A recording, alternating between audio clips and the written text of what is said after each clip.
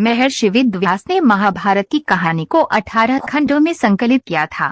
युद्ध के पश्चात भी बहुत कुछ ऐसा रह गया जिसके विषय में जानना बहुत जरूरी है। जानिए कैसे हुई भगवान श्री कृष्ण की मृत्यु व कैसे खत्म हुआ पूरा यदुवंश। 18 दिन चले महाभारत के युद्ध में रक्तपात के सिवाय कुछ हासिल नहीं हुआ। इस युद्ध में कौरवों के समस्त कुल का नाश हुआ, साथ ही 5 पांडवों को छोड़कर पांडव कुल के अधिकांश लोग मारे गए। लेकिन इस युद्ध के कारण युद्ध के पश्चात एक और वंश का खात्मा हो गया, वो था श्री कृष्ण जी का यदुवंश। महाभारत कौरवों और पांडवों के बीच हुए युद्ध का वो रूप है जिसने कुरुक्षेत्र की मिट्टी तक लाल कर दी थी। कहा जाता है इस भयंकर युद्ध में इतने लोगों ने अपनी जान गंवाई थी है कि आज भी उनके लहू से कुरुक्षेत्र, जहां महाभारत का युद्ध लड़ा गया था, की मिट्टी का रंग लाल ही है। महर्षि वेदव्यास ने महाभारत की कहानी को 18 खंडों में संकलित किया था। कुरुक्षेत्र का युद्ध इस ग्रंथ का सबसे बड़ा भाग है, लेकिन युद्ध के पश्चात भी बहुत कुछ ऐसा रह गया जिसके विषय में जानना बहुत जरूरी है, जिनमें भगवान श्री कृष्ण की मृत्यु और द्वारका के नदी में समा जाने की घटना अत्यंत महत्वपूर्ण है। मौसल पर्व 18 पर्वों में से एक है जो 8 अध्यायों का संकलन है। इस पर्व में भगवान कृष्ण के मानव रूप को छोड़ना और उनकी मृत्यु के पश्चात उनकी नगरी द्वारका के साथ घटी घटना का वर्णन है। आइए जानते हैं क्या छिपा है मौसल पर्व की कहानी के भीतर। ये घटना कुरुक्षेत्र के युद्ध के 35 साल बाद की है। कृष्ण की द्वारका नगरी बहुत शांत और खुशहाल थी, जहां युवाओं के भीतर चंचलता बड़ी ही सामान्य थी और वे सभी भोग विलास में लिप्त रहते थे। एक बार कृष्ण के पुत्र सांब को एक शरारत सूझी। स्त्री का वेश लेकर वे अपने दोस्तों के साथ ऋषि विश्वामित्र, दुर्वासा, वशिष्ठ और नारद से मिलने गया। वे सभी भगवान श्री कृष्ण के साथ एक औपचारिक बैठक में शामिल होने के लिए द्वारका आए थे। स्त्री के वेश में सांब ने ऋषियों से कहा कि वो गर्भवती है।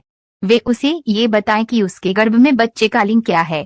उनमें से एक ऋषि ने इस खेल को समझ लिया और क्रोधित होकर सांब को श्राप दिया कि वो लोहे के तीर को जन्म देगा, जिससे उनके कुल और साम्राज्य का विनाश होगा। सांब ने ये सारी घटना उग्रसेन को बताई।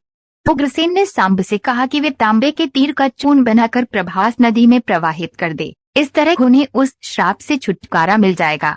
सांब ने सब कुछ उग्रसेन के कहे अनुसार ही किया। साथ ही उग्रसेन ने ये भी आदेश दिया कि यादव राज्य में किसी भी प्रकार की नशीली सामग्रियों का न तो उत्पादन किया जाएगा और न ही वितरण। इस घटना के बाद द्वारका के लोगों ने विभिन्न शुभ संकेतों का अनुभव किया। सुदर्शन चक्र, कृष्ण के शंख, उनके रथ और बलराम के हल का अदृश्य हो जाना, अपराधों और पापों में बढ़ोतरी होना, लाज शर्म जैसी चीजों का समाप्त हो जाना। चारों ओर अपराध, अमानवीयता और पाप का साया था। बुजुर्गों और गुरुओं का असम्मान, निंदा, द्वेष जैसी भावनाओं में उल्लेखनीय बढ़त आदि सब द्वारका के लोगों का जीवन बन गया था।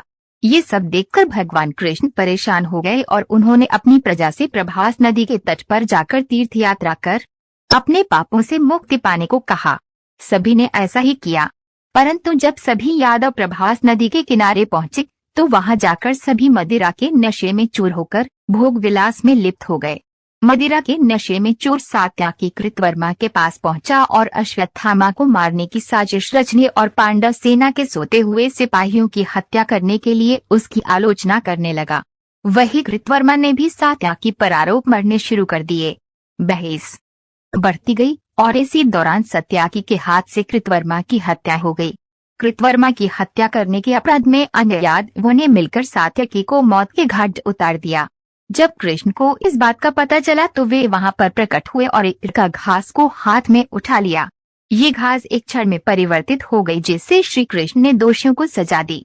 मदिरा के नशे में चोर सभी ने घास को अपने हाथ में उठा लिया और सभी के हाथ में मौजूद वो घास लोहे की छड़ बन गई, जिससे सभी लोग आपस में ही भिड़ गए और एक दूसरे को मारने लगे।